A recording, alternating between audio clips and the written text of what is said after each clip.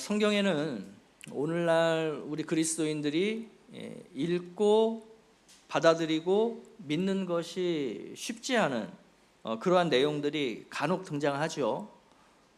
가령 하나님께서 전쟁에서 수많은 대적들을 죽이시는 그런 장면들도 그럴 수 있겠고요.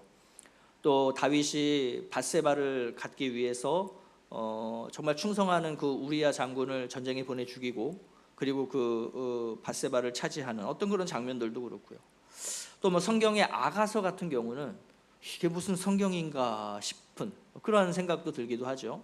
이러한 이제 본문들 중에서도 아마 최고의 난이도를 자랑하는 본문은 바로 우리가 읽은 오늘 본문 창세기 38장이 아닌가 싶습니다. 내용도 그렇고 소재도 그렇고 주제도 그렇고, 이게 읽고 나면은 뭔가 이렇게 은혜가 된다거나 아니면 어떤 깊은 교훈이 남기보다는 사실 읽고 나면은 솔직하게 힘이 좀 들죠. 내가 지금 뭘 읽은 거지? 이런 생각이 들 정도로. 그러면서 이제 우리 안에 드는 마음은 이 말씀을 하나님의 말씀으로 받아들이려고 하는 태도보다는 도대체 왜 이런 본문이 여기에 위치해 있는 거야? 라고 하는 약간의 그 부정적인 의구심이 들지 않습니까? 사실 우리 설교자들도요, 이 창세기 38장과 같은 본문으로 이 주일 설교를 하는 것이 참 이게 여간 쉽지가 않습니다. 그래서 저도 이거를 설교를 해야 되는 거야, 아니면 이걸 그냥 건너뛸까 막 고민을 했어요. 근데 이 역시도 하나님의 말씀이라면 오늘 이 시점에서 우리에게 주시는 어떤 하나님의 뜻이 분명히 있을 것이다 라고 믿고, 이게 심적으로는 좀 어려울 수 있는 내용일 수 있지만 우리가 하나님의 말씀을 살펴보는 것으로 이렇게 결정을 했습니다.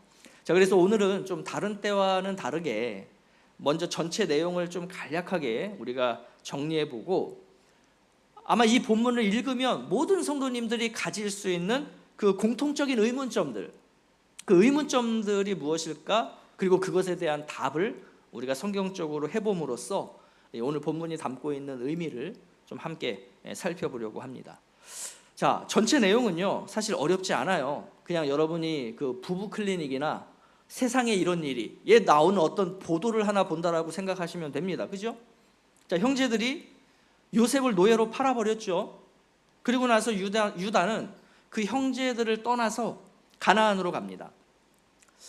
자, 지역의 유지, 그 가나안 어떤 그 지역의 유지인 아둘람 사람 히라와 친분을 쌓고, 그리고 이제 가나안 사람 수아의 딸과 결혼해서 세 아들 엘과 오난과 셀라를 낳습니다. 그리고 이제 큰아들 엘을 다말과 결혼시켰어요. 자, 그런데 구체적으로 무엇인지는 알 수 없지만 이 엘이라는 아들이 하나님 보시기에 악했다. 그래서 하나님이 그를 죽이셨다라고 성경이 말씀합니다. 자, 엘이 죽었잖아요. 그러면 유다 가문의 혈통을 이제 누군가가 이어가야 되는데, 그건 이제 오난이 그 책임을 져야 됩니다. 그런데 당시에는 무슨 책임이 있었냐면 계대결혼법이라는 것이 있었어요. 그래서 오난은 형을 대신해서 형수인 다말에게 아들을 갖게 해주어야 할 의무와 책임이 있게 된 것입니다. 그런데 오난은 다말과 동침은 했지만 씨를 뿌려주지는 않았던 거예요. 그러니까 의도적으로 땅에 설정했다, 성경이 그렇게 표현하고 있죠. 근데 9절에 따르면 왜 오난이 그렇게 했느냐, 이유가 뭐냐, 그 씨가 자기 것이 되지 않을 것을 알았기 때문이다. 다시 말해서 장자의 권한이 자기에게 주어지는 것이 아니라 그 다말에게서 태어날 아들에게 주어질 것을 알았기 때문이죠. 그런데 이러한 오난의 생각과 그 생각에서 비롯된 그 행동이 하나님 보시기에 악했다라는 것이고, 그래서 이 오난도 하나님께 죽임을 당합니다. 그럼 이제 이 가정에 남은 아들이 누구예요? 셋째 아들 셀라죠. 자, 이 셀라가 역시 다말에게 씨를 주어야 했던 거예요. 근데 당시 셀라는 아직 어린아이였습니다. 그러니까 그 역할을 이제 할 수 없는 거죠. 그래서 이때 유다가 속으로 생각을 해요. 이 셀라도 그 형들처럼 죽으면 어떡하지? 그래서 유다가 다말에게 하나의 제안을 하는데, 야, 내 아들 셀라가 아직은 어리니 이 아이가 다 클 때까지 너는 친정 아버지 집으로 돌아가서 당분간 과부로 살고 있어라, 이렇게 얘기를 한 거예요. 이게 겉으로 보기에는 타당한 어떤 제안이겠지만 사실 그 속에는 유다의 숨은 의도가 담겨 있는 거죠. 자, 이제 그렇게 시간이 흘렀어요. 유다의 그 가나안 아내가 죽습니다. 자, 장례를 마친 후 유다는 아둘람 사람 히라와 함께 양들의 털을 깎으러 딥나로 가요. 자, 다말은 이 시아버지가 양털을 깎으러 딥나로 올라간다라는 소식을 듣고는 계략을 꾸며요. 자, 이 셀라가 이미 다 컸음에도 불구하고 자신에게 주지 않는 것을 부당하게 여긴 나머지 그러면 유다로부터 직접, 시아버지로부터 내가 직접 씨를 얻겠다, 이런 어떤 계략이었죠. 자, 그래서 창녀의 복장을 하고 얼굴을 가린 후에 그 유다가 지나갈 골목에서 기다렸습니다. 당시에 이제 양들의 털을 깎는 기간이 이렇게 정해져 있었는데 그 기간은 양들의 털을 깎으면서 동시에 축제가 열리는 그런 어떻게 보면 축제의 기간이었다라고 학자들은 얘기를 합니다. 그러니까 유다도 10중 8구 이 가나안의 축제를 즐기면서 포도주를 마셨겠죠, 그죠? 뭐 축제에 빠지지 않는 게 술이니까. 그러면 술이라는 것은 늘 우리에게 그렇듯이 판단력을 흐리게 만들고 그리고 육체의 정욕을 제어하지 못하게 만들죠. 그게 술이니까. 자, 그런 상황에서 창녀로 변장한 다말을 만나게 된 거예요. 유다는 그 얼굴을 가리고 있는 이 수상한 여인을 수상하다라고 여기는 게 아니라 일반적인 창녀라고 여기는 거죠. 왜? 술을 먹고 거나하게 취해서 사리분별을 하지 못하니까. 그래서 그 여인과 잠을 자기로 합니다. 자, 근데 화대가 없는 거예요. 대가를 지불할 것이 없는 거죠. 그래서 다말이 묻습니다. 당신은 무엇으로 나에게 대가를 지불하려고 합니까? 그래서 유다가 새끼 염소 한 마리를 너에게 주겠다. 근데 지금 새끼 염소가 수중에 없죠. 그래서 다말이 그 염소를 받을 때까지 그럼 나에게 담보물을 주십시오. 그럼 내가 너에게 어떤 담보물을 줄까? 당신의 도장과 당신의 허리끈과 당신의 지팡이를 주십시오. 그래서 유다가 그 담보물을 건네주고 잠을 잔 거예요. 자, 이로 인해서 다말은 시아버지 유다의 아이를 임신하게 됩니다. 자, 유다는 또 약속을 지켜요. 그래서 아둘람 사람 히라를 통해서 화대로 염소 새끼를 보내지만 히라가 다말을 찾지를 못합니다. 동네 사람들에게 수소문했어요. 이런 여인이 어디 있느냐. 근데 우리 동네에는 창녀가 없다는 거예요. 결국 히라가 그냥 돌아와서 이런 상황이었다라고 설명을 하자 유다가 이러는 거죠. 내가 할 도리를 다 했으니 뭐 이제 더 이상 어쩌겠어, 할 수 없지, 이러면서 상황을 마무리를 지었던 거예요. 자, 그리고 나서 석 달쯤 시간이 흐른 후에 유다는 며느리 다말이 음행을 저질렀고 임신하게 되었다라는 소식을 듣고는 다말을 찾아가서 그 다말을 불러내고 불살라 죽이라고 이야기를 합니다. 자, 다말은 내가 임신한 것은 이 물건의 주인 때문이라며 유다의 도장과 끈과 지팡이를 제시해요. 유다는 그제서야 상황이 어떠한 상황이었는가를 이해를 하고 나서는 셀라를 다말에게 보내지 않은 자신보다 다말이 더 옳다라고 인정하고는 이제 그 다말을 용서해 줍니다. 자, 이후 다말은 쌍둥이를 출산하게 되는데 처음 나오려고 했던 그 아이를, 그러니까 형이죠, 밀쳐내고 이제 동생이 뒤이어 형을 멸치고 나오면서 유다 족속의 장자가 됩니다. 이 아이가 예수님의 족보에도 기록이 되어 있는 베레스이죠. 베레스. 여러분, 이게 내용의 이제 전부인데 내용이 참 그렇죠. 뭐 거룩함, 하나님, 뭐 어떤 말씀, 신앙적인 어떤 요소, 이런 게 어디에도 없고 마치 어떤 막장 드라마 같은 내용 아니겠습니까? 그러면 우리는 도대체 이 말씀을 어떻게 받아들여야 하냐는 거예요. 이제 의문점들과 그에 대한 답을 통해서 한번 이 말씀의 의미를 한번 생각을 해보겠습니다. 자, 첫 번째로 이런 의문들을 많이 가지시죠. 야, 성경은 도대체 이 부끄러운 이야기를 왜 기록하고 있는 거야? 그것도 이 흐름에 맞지 않아 보이는 이 위치에. 이런 의문점들을 많이 가지세요. 여러분, 사실 이 38장을 빼면 37장의 마지막 절과 39장의 첫 번째 절은 정확하게 이어집니다. 한번 볼까요? 자, 37장 36절. 그 미디안 사람들은 그를 애굽에서 바로의 신하 친위대장 보디발에게 팔았더라. 그리고 38장을 빼고 39장 1절. 요셉이 이끌려 애굽에 내려가매 바로의 신하 친위대장 애굽 사람 보디발이 그를 그리로 데려간 이스마엘 사람의 손에서 요셉을 산이라. 그러니까 내용의 흐름상 38장을 빼는 게 더 자연스럽다는 거예요. 근데 왜 이 자리에 이 이야기가 들어가 있을까요? 심지어 흐름을 끊으면서까지. 그렇다는 이야기는 뭔가 중요한 이유가 있겠구나라는 생각이 다시 들죠. 이걸 넣은 이유가 있겠는데 라고 말이죠. 그럼 그것이 뭘까? 자, 창세기 37장 2절 말씀 같이 보겠습니다. 자, 시작. 야곱의 족보는 이러하니라. 요셉이 17세의 소년으로서 그의 형들과 함께 양을 칠 때에. 그러니까 우리가 지난 주일에 이 창세기 37장은 요셉 이야기의 시작이다라고 했었는데요. 요셉이 주인공격인 이야기지만 창세기 37장부터 창세기 마지막 장까지는 야곱의 족보라고 하는 큰 틀로 읽어야 한다, 이런 의미예요. 그러니까 야곱의 족보라는 큰 틀 속에 요셉 이야기가 들어가 있다라는 것이죠. 자, 그러면 야곱에게는 12아들이 있었잖아요. 성경은 이 12아들 중에서 두 사람에게 초점을 맞추기를 원하고 있다는 거죠. 그 첫 번째 인물이 누구겠어요? 그게 이제 37장부터 시작되는 요셉이고, 그 다음에 두 번째 인물이 누구냐면 그게 유다라는 거예요. 유다. 자, 그러면 요셉은 이해가 되죠. 근데 왜 다른 그 11명의 형제 중에 왜 하필이면 유다 이야기를 여기다 넣었느냐, 유다냐. 근데 이것은 이제 우리가 나중에 더 자세히 살펴보게 될 텐데, 요셉은요 정말로 예수님을 상징하는 사람처럼 신앙적으로나 도덕적으로나 완벽한 사람으로 등장하죠. 근데 예수님은 요셉 지파에서 태어나지 않으세요.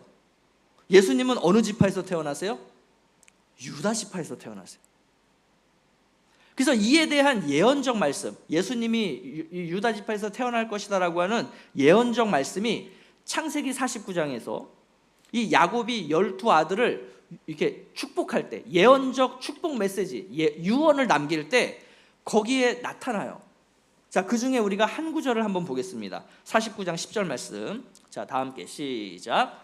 규가 유다를 떠나지 아니하며 통치자의 지팡이가 그 발 사이에서 떠나지 아니하기를 실로가 오시기까지 이르리니 그에게 모든 백성이 복종하리로다. 이제 앞으로 우리가 요셉 이야기를 읽어가면은 아시겠지만 이 야곱의 12아들 중에 왕적 역할을 하는 사람은 사실 요셉이에요. 근데 실질적으로 왕적 축복을 받는 사람은 누구냐? 유다가 그 축복을 받았다는 거죠. 그래서 이 야곱의 축복에 따라서 훗날 유다 지파에서 이스라엘의 왕들이 나오는 겁니다. 그래서 다윗 왕이 나오고 그리고 이제 후에 예수 그리스도가 탄생하게 되는 이제 그러한 스토리가 되는 것이죠. 자, 그러면 이러한 대단한 후손들을 배출한 이 유다라는 사람이 도대체 어떤 사람이야? 이게 되게 궁금하겠죠, 그죠? 그래서 유다 이야기가 여기에 들어가 있는 거예요. 아니, 그러면 흐름상 좀 다른 곳에 들어가면 되지 않느냐? 창세기 43장 다음에 들어가도 되고 48장 다음에 들어가도 되고. 그런데 다른 곳에 들어가기는 되게 애매해요. 왜냐하면 이제 요셉이 애굽의 총리가 되면 형제들이 다 애굽에 와서 살게 되잖아요. 그러니까 이런 흐름 속에서 갑자기 유다가 형제들을 떠나 가나안으로 가서, 그래서 오늘 이야기가 이렇게 나오면 되게 이상해지는 거죠. 그래서 흐름상 여기는 또 맞는 거예요. 자, 그러면 이제 다시 유다는 어떤 사람일까? 왜 성경은 유다에 대해서 뭐라고 설명할까? 오늘 우리가 봤지만 신앙적으로나 윤리 도덕적으로나 훌륭한 사람이에요? 형편없는 사람이에요? 형편없죠. 그럼 다른 10명의 형제들은 어떨까? 그건 모르겠어요. 명확하게 성경이 설명하진 않지만 어쨌든 유다라는 사람은 신앙적으로나 윤리 도덕적으로나 형편없는 사람이에요. 자, 유다는 혈육인 요셉을 우리 이 동생 죽여봐야 뭐하냐, 그냥 노예 상인들에게 팔아서 돈이나 얻어가자, 노예 상인들에게 팔자고 제안한 인물이 유다예요. 또 오늘 본문에서 형제들을 떠나서 가나안으로 갔죠. 그곳에 가서 가나안 사람들과 어울렸죠. 그 가나안의 문화에 푹 빠져 살았죠. 다시 말해서 세상을 동경하고 세상의 문화를 탐닉하며 그 속에서 쾌락을 즐기며 살았던 사람, 그게 유다예요. 심지어 증조 할아버지 아브라함, 할아버지 이삭, 아버지 야곱과 달리 유다는 누구와 결혼해요? 가나안 여인과 결혼해요. 자, 그러면 이렇게 이방 여인과 결혼해서 잘 살았을까요? 여기서 잘 살았다는 거는 뭐 밥 잘 먹고 부자 돼서 잘 살았다 이걸 얘기하는 게 아니라 말 그대로 하나님의 백성답게 잘 살았겠냐는 거예요. 가령 가나안 여인일지라도 그 아내에게 하나님에 대한 신앙과 믿음을 잘 가르치고 갖도록 해서 하나님께 속한 사람으로 살아가도록 그렇게 이끌어 주었겠냐는 거예요. 그렇지 않아 보이죠? 우선 아들도 가나안 여인으로 추측이 되는 다말과 결혼시키잖아요. 또 첫째 아들과 둘째 아들은 하나님 앞에서 악하게 살다가 하나님께 죽임을 당하는 그런 비참한 인생을 살게 했죠. 물론 하나님께 죽임을 당한 1차적인 책임은 그 아들들에게 있겠지만 그 아들들이 그렇게 살도록 내버려둔, 어찌 보면 그들에게 참된 하나님의 신앙을 가르쳐야 했던 그 아버지 유다가 신앙적으로 가족들을 전혀 돌보지 않았구나라고 하는 변증으로 보여지는 것이 이 장면이죠.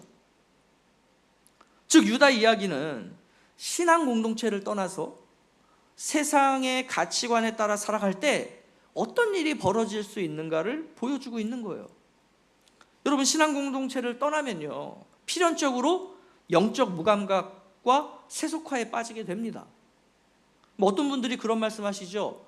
아니 혼자서도 얼마든지 신앙생활 잘할 수 있지 않느냐, 혼자서도 예배 드리고 헌금 생활하고 말씀 보고 기도하고 뭐 유튜브에 좋은 그런 성경 공부 내용들이 얼마나 많은데 혼자서도 얼마든지 그렇게 할 수 있지 않겠느냐 라고 이야기하는 사람들 100명 중에 100명은 다 그렇게 하지 않고 있어요. 진짜로. 그래서 그럴 수 있는 확률, 내가 신앙 공동체를 떠나서 혼자서 신앙생활을 잘 할 수 있다라고 하는 그 확률은 제로는 아니에요. 제로는 아니에요. 제로에 가깝다는 거죠. 왜 제로가 아니냐? 요셉이 그렇게 하거든요. 요셉은 홀로 떨어져서 정말로 신실하게 하나님 믿고 그렇게 살아가거든요. 예외적인 어떤 사람들은 분명히 있어요. 그래서 확률은 제로는 아니지만 제로에 가깝다. 결국 인간이라고 하는 존재는요 자신의 어떤 의지, 자신의 계획, 내가 혼자서 신앙생활 잘하면 되지, 이런 어떤 의지와 계획대로 살 수 있다는 거예요? 없다는 거예요? 없다는 겁니다. 심지어 나 스스로를 거룩하게 만들어 간다? 불가능해요. 이거는 제로예요. 어떻게 인간이 스스로를 거룩하게 만듭니까? 그래서 사람에게 필요한 것, 이 인간이라는 존재에게 필요한 것이 뭐냐면 전적인 하나님의 은혜가 필요한 거예요. 전적인 하나님의 은혜. 하나님의 그 은혜가 없이는 살아갈 수 없는 존재, 그게 우리 사람, 인간이라고 하는 존재예요. 아무리 하나님의 선택을 받았던 유다라고 하더라도 인간은 전적으로 죄악되고 전적으로 무능하기 때문에 전적인 하나님의 은혜로 살아가야 한다는 것을 오늘 이 유다 이야기는 보여주는 것이죠. 그러니까 이러한 관점에서 유다라는 사람은 어떻게 살았고 그 다음에 이어지는 요셉이라는 사람은 어떻게 사는가를 독자들, 너희 신앙인들 한번 잘 봐. 이게 바로 성경의 의미예요. 자, 그럼 두 번째로 시아버지를 통해서 자녀를 얻은 다말의 행동을 우리는 어떻게 봐야 될까요? 유다 지파에서 나중에 다윗이 태어나고 심지어 거기서 예수님이 태어났으니 이 다말의 행동은 거룩한 거 아니냐, 정당한 거 아니냐, 이렇게 이야기할 수 있을까요? 다시 말해서 결과가 선하면 과정은 악해도 될까요? 이게 이제 오늘 본문이 우리에게 또 주는 의문점이죠. 그죠? 자, 이 의문을 해결하기 위해선 먼저 오늘의 기준으로 성경을 보지 말자. 이게 첫 번째입니다. 오늘의 기준으로 성경을 보지 말자. 자, 현재의 윤리 도덕적 기준으로 보면요, 오늘 본문은 비인륜적인 내용들 뿐이죠. 그런데 이 당시에는 그렇지 않은 부분들도 있었어요. 이걸 구분해야 됩니다. 어떤 것은 윤리 도덕적으로 이거는 하나님 앞에서 악해, 이것과 이거는 그 당시에 이럴 수밖에 없는 거네, 이걸 분리해야 된다는 거예요. 그게 뭐냐면 계대결혼 제도예요. 계대결혼 제도. 자, 남편이 죽으면 남편의 형제 중 하나가 형수에게 씨를 주어야 하는 어떤 사회적인 시스템, 사회적인 규범이 당시에 있었다는 거죠. 그러니까 이게 오늘날 기준으로 말도 안 되는 이야기잖아요. 뭐 형이 죽었는데 동생이 형수와 해가지고 알기를 갖게 하고, 이게 오늘날 기준에서는 이건 말도 안 되죠. 근데 당시에는 이 제도가 너무나 필요했다는 거예요. 자, 여러분, 이제 우리가 살펴볼게. 과부라고 하는 사람이 어떤 사람이었을까? 당시에 과부는 이 사회적으로 최하위 계층이었습니다. 그러니까 오늘날 최하위 계층으로 생각하시면 안 돼요. 자, 성경에는 당시에 최하위 계층으로 분류되는 대표적인 세 부류가 있었어요. 첫 번째가 고아들, 두 번째가 나그네들, 세 번째가 과부들이었어요. 그러니까 사회적 구조상 이 세 부류의 사람들은 아무리 힘이 있고 능력이 있고 지식이 있고 학벌이 좋아도 경제 활동을 할 수 없었다는 거예요. 따라서 누군가의 도움이 없다면 다음날 굶어 죽을 수밖에 없는 상황 속에 놓여 있던 사람들, 그 세 부류가 고아, 과부, 나그네입니다. 따라서 이 계대 결혼은요, 윤리 도덕적 사안이 아니에요. 이거는 뭐의 문제냐면 생존의 사안이었던 거예요. 인간의 목숨이 달려 있는 그러한 사안. 그러니까 오늘은 그게 아니잖아요. 그러니까 이게 룰이 바뀐 거지만 당시에는 그랬다는 거예요. 자, 아울러서 뭐 이 당시나 그리고 오늘날 우리가 살아가는 이 시대나 인간 사회에서 제일 중요한 것 중에 하나가 뭐냐면 가문을 이어가는 거잖아요. 그렇죠? 그러니까 우리 한국도요, 사실은 얼마 전까지만 해도 남아선호 사상이 한국 사회를 지배했잖아요. 그래서 아들을 낳지 못하는 며느리는 면박받고, 그래서 둘째 낳고 셋째 낳고 넷째 낳는데 계속 딸이고, 그래서 일곱째 나니까 아들 태어나서 막 잔치 벌여주고, 그게 얼마 전까지만 해도 한국의 문화였잖아요. 근데 왜 그러느냐? 그러니까 아들이 있어야 우리의 이 가문이 이어져 간다라고 하는 이 사상이 인간의 어찌 보면 본성이에요. 이게 하나님이 심어주신 거예요. 그러니까 아무리 권력과 부를 가진 사람이라도 이것을 물려줄 후손이 없다면 다 의미 없다라는 거죠. 그래서 진짜 중요한 게 뭐냐? 제일 중요한 게 뭐냐? 그래서 아들인 거예요.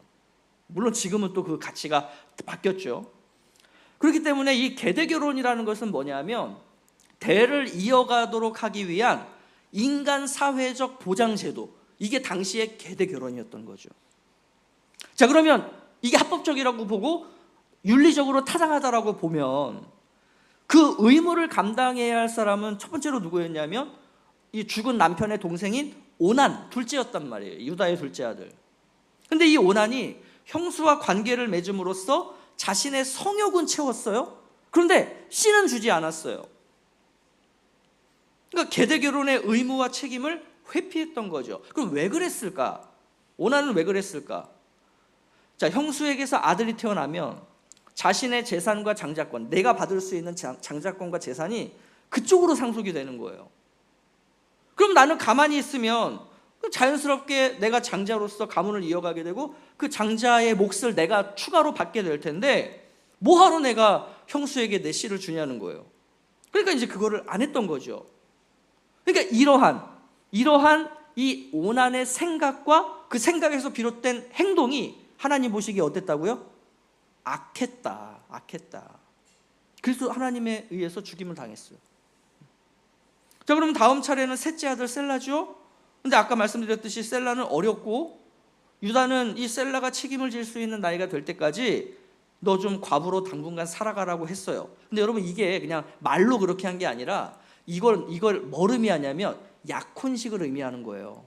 내가 반드시 너와 내 아들 셀라를 결혼시킬 거야. 너의 남편으로 줄 거야. 그러니까 우리 약혼식을 열자. 그게 지금 이 말이에요. 근데 문제는 뭐냐면 셀라가 장성했잖아요. 그럼 약혼식대로 결혼식을 치러줘야 되는데 유다가 어떻게 했냐면 셀라를 다말에게 보내지 않았던 거죠. 왜? 셀라가 죽을까 염려했기 때문이죠. 즉 다말 입장에서 이 상황을 보면 시아버지 유다로 인해서 내가 마땅히 가져야 할 권리를 박탈당한 거예요. 그러면 이 다말 입장에서, 과부이자 여인인 다말 입장에서 할 수 있는 게 뭐가 있냐는 거예요. 뭐 변호사 찾아가요? 우리 시아버지가 이렇게 나와 약혼식까지 하고 약속을 다 했는데 약속을 어겼다. 그래 법적으로 해달라. 이게 불가능한 시대라고요. 이게 불가능한 시대. 그래서 여러분 오늘의 이 이야기는 음란한 이야기, 비인륜적 차원의 이야기가 아니고 소외된 계층의 한 사람이 아무런 도움과 아무런 어떤 보호를 받지 못하는 정말 이제는 죽을 수밖에 없는 상황 속에 놓여져 있는 그 소외된 계층의 한 사람이 그 불합리하고 불공정한 사회적 제도 그리고 권한을 가진 기득권층, 그게 이제 유다인 거죠. 그것에 대항해서 싸우는 이야기가 오늘 본문인 거예요. 근데 이 사람이 누구냐? 여인이면서 동시에 과부다 보니 이 사람이 그러한 불합리한 것, 부정한 것, 하나님께서 거룩하지 않게 보시는 것, 이것과 싸울 수 있는 대항의 내용이 뭐냐? 상대인 시아버지를 속여서 그로부터 씨를 받아내는 것, 이것밖에 없는 거예요. 이게 다말이 할 수 있는 유일한 방법이었던 것이죠. 그래서 중요한 포인트가 뭐냐면 역시 의도예요. 의도. 오난이 왜 그랬지? 의도가 중요했죠.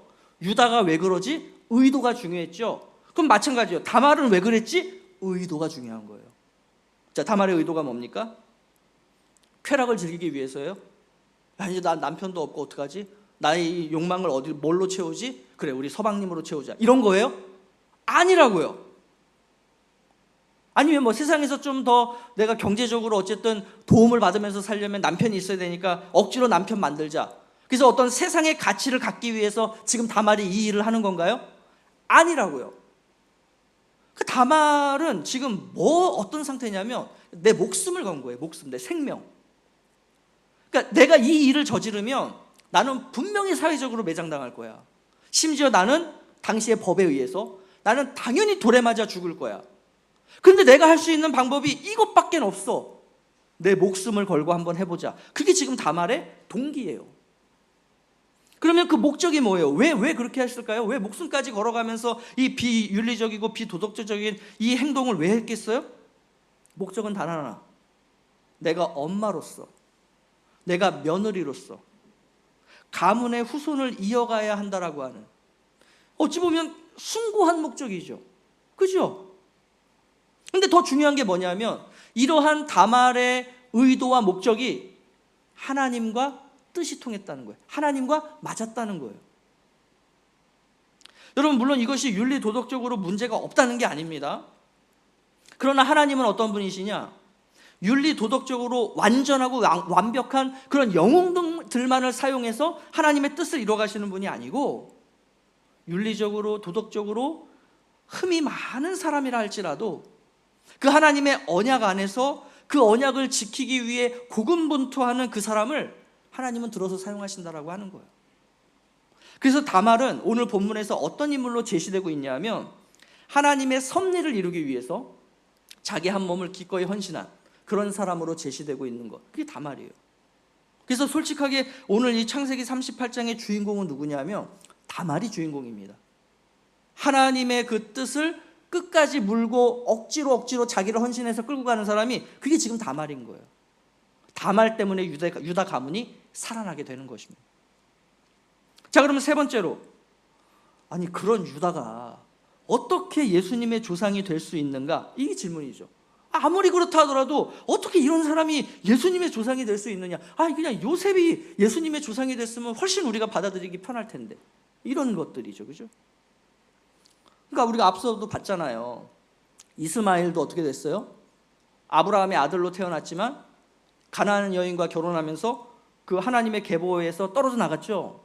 또 에서도 어떻게 됐어요? 야곱의 형 에서도 역시 이삭의 아들이었지만 이 가나안 여인들과 결혼하면서 에서도 그 하나님의 계보에서 스스로 떨어져 나갔잖아요. 아니 그러면 유다도 가나안 사람과 결혼했으니 유다도 떨어져 나가야 되는 거 아니에요? 그게 공평한 거고 그게 공정한 거 아니에요? 근데 왜 하나님은 누구는 떨궈내고 왜 누구는 붙잡고 계속 가세요? 이게 이제 우리가 가질 수 있는 또 의문점이죠. 자, 그런데 유다는 이들과 비슷해 보이지만 사실은 완전히 달랐어요. 자, 뭐가 달랐느냐? 오늘 본문을 보면 유다는 자신의 죄악됨에 직면합니다. 그러니까 피하지 않아요. 그걸 덮으려고 하지 않아요. 회피하지 않아요. 직면해요. 자신의 죄악에 대해서. 그리고 그것을 스스로 인정해요. 자, 우리 26절 말씀 같이 볼까요? 자, 시작. 유다가 그것들을 알아보고 이르되 그는 나보다 옳도다. 내가 그를 내 아들 셀라에게 주지 아니하였음이로다 하고 다시는 그를 가까이 하지 아니하였더라. 그러니까 그는 나보다 옳도다. 그는 다말이고요. 나는 유다죠. 그러니까 이걸 더 정확하게 표현하면 이런 표현이에요. 그는 옳지만 나는 아니다. 그 다말은 옳지만 나는 아니다. 그러니까 다말이 그런 말도 안 되는 행동, 비윤리적이고 비도덕적인 행동을 하도록 만든 게 누구냐면 나다. 나 때문에 저 아이가 저런 짓을 한 거다. 나의 잘못이고 오히려 저 다말의 행위는 죄라고 볼 수 없다. 가문과 또 나 유다 자신에게 있어서 심지어 하나님에게 있어서도 다말의 저 행위는 합당하며 옳다라고 지금 유다가 변호를 해주는 거예요. 그런데 여러분 이거는 뭐냐면 하나님께서 유다의 입술을 통해서 선언해 주시는 하나님의 판결이기도 합니다. 즉 다말은 죄가 없다라는 거예요. 자, 그러면 오늘 본문을 여러분들이 다시 한번 자세히 읽어보시면 유다라는 인물이 어떤 인물로 이렇게 제시되냐면 자신의 체면과 위신을 굉장히 중요시하는 사람이에요. 내 체면, 내 위신. 그러니까 창녀와 잤지만 약속은 지키잖아요. 염소를 보내요. 물론 담보물이 있기는 했지만. 그런 어떤 유다의 어떤 모습들을 보면 되게 체면과 위신을 중요하게 여기는 사람이구나. 근데 지금 이 장면이 뭐냐면 내 체면과 그 위신을, 그 중요하게 여기는 그 가치를 다 포기해버리는 거예요. 다 버려버리는 거예요. 그래서 이것을 뭐라고 표현할 수 있냐면 유다의 온전한 회개, 즉 돌이킴이라고 표현할 수가 있는 거죠. 내가 죄인입니다. 내가 약속을 어겼기 때문입니다. 나는 불의한 사람입니다. 이것을 그냥 하나님 앞에서 기도하는 정도가 아니라 그 사람들이 다 있는 자리에서 지금 자신이 어떻게 보면 커밍아웃을 한 거예요. 회개를 한 거예요.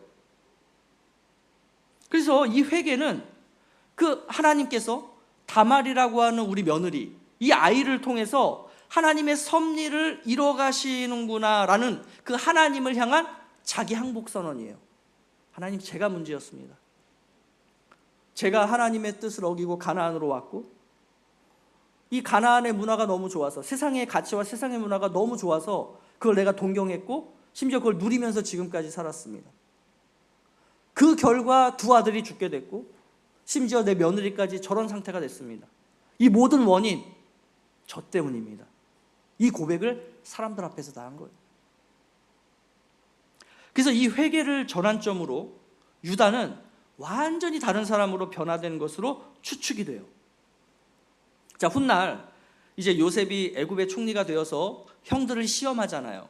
이제 우리 형들이 어떤 사람들인가를 시험하잖아요.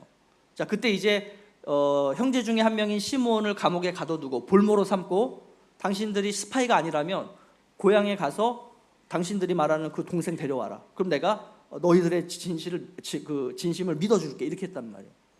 자, 유다가 돌아갔어요.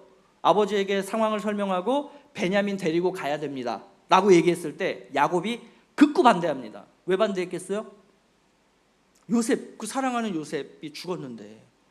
근데 남은 아들 하나, 여기서 남은 아들 하나는 라헬의 자녀를 의미하는 거예요. 이 라헬의 자녀인 베냐민까지 너희들이 데리고 가서 죽이려고 하느냐, 이런 얘기를 해요. 자, 이때 유다가 뭐라고 하냐면 아버지 걱정하지 마세요. 베냐민에게 문제가 생길 것 같으면 제 목숨을 내어놓을게요. 진심이에요. 이게 진심으로. 그러니까 지금 완전히 유다의 모습이 바뀌어 있죠. 그죠? 그래서 이때의 유다, 그러니까 이후의 유다의 모습을 보면 마치 자신의 목숨을 기꺼이 내어주셨던 그런 예수님의 모습과 오버랩이 된다는 거죠.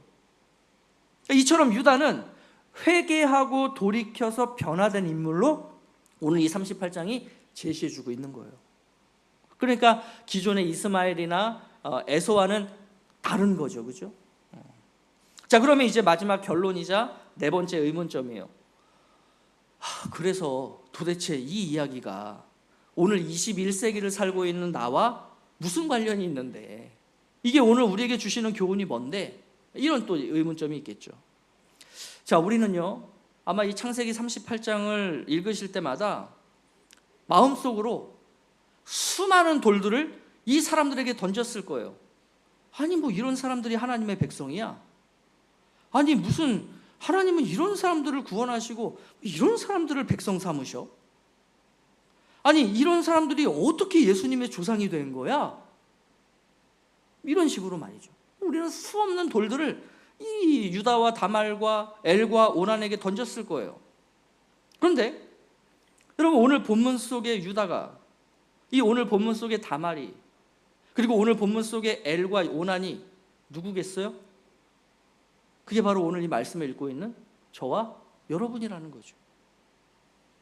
세상의 가치를 동경하며 그 가치를 탐닉하며 세상의 그 쾌락을 즐기고자 하는 그 모습들, 그게 유다와 다말이고 이 사람들인데 오늘 우리와 다를 게 뭐가 있어요? 다른 사람이 보지 않으면 그 보지 않는 곳에서 누구보다 세상적으로 살아가고 누구보다 비윤리적이고 비도덕적으로 살아가는 그 모습들을 생각해 보면 결국은 내가 유다고 내가 다말이죠. 그런데 이러한 어떤 심각한 인간의 죄악과 실패가 하나님께 영향을 미치느냐?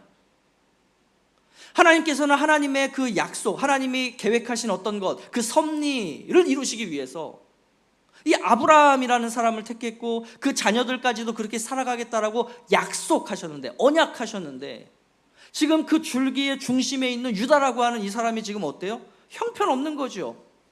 너무나 죄악되고 너무나 인생에서 실패투성이에요. 이러한 인간의 죄악과 실패가 하나님께 영향을 미칠까 못 미칠까? 미치지 못한다는 거죠. 이 인간의 죄악과 실패가 하나님의 그 약속을 어그러뜨릴 수 있느냐? 그럴 수 없다는 거예요. 하나님은 그 형편없었던 유다와 다말을 통해서도 그 하나님의 언약을 반드시 이루셨어요. 그렇다면 우리를 통해서는 하나님이 어떻게 하시겠어요? 이러한 유다와 다말을 통해서도 하나님은 언약을 이루셨다면 오늘 우리를 통해서도 동일하게 하나님의 약속의 말씀은 이루어지겠다라고 하는 그 믿음이 우리에게 생길 수밖에 없죠. 이 믿음과 이 소망으로 오늘을 살아가라 라고 하는 것이 바로 이 본문이 우리에게 주는 교훈이 될 수 있겠죠. 여러분, 그러면 하나님께서 오늘 우리에게 주신 언약이 뭡니까?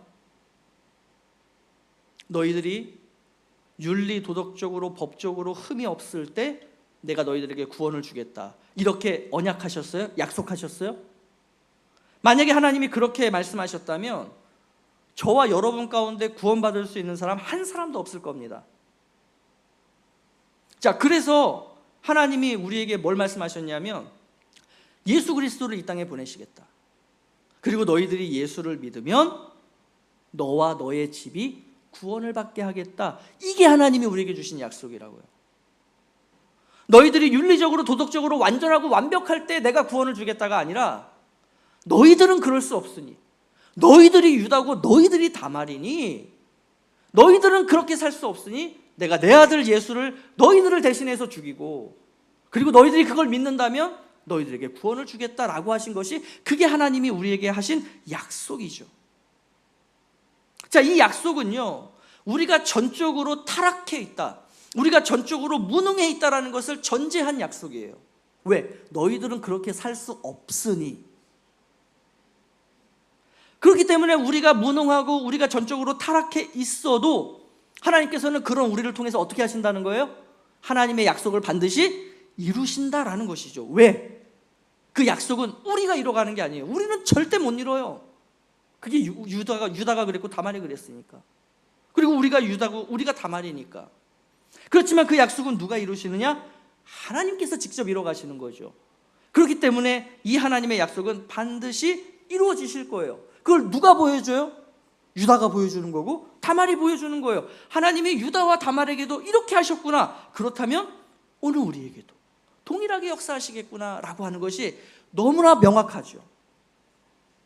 자, 이것을 믿는 사람들은, 이것을 인정하고 소망하는 사람들은 오늘 본문에 이 사람들을 교훈 삼아 신앙의 공동체를 떠나지 않고, 또 자신이 실수할 때는 어떻게 해요? 그걸 덮으려고 하는 것이 아니라, 회피하려고 하는 것이 아니라 자신의 실수와 죄악됨을 기꺼이 인정하며 겸손함으로 살아가게 되겠죠. 그것이 오늘 저와 여러분이 될 수 있기를 간절히 원합니다.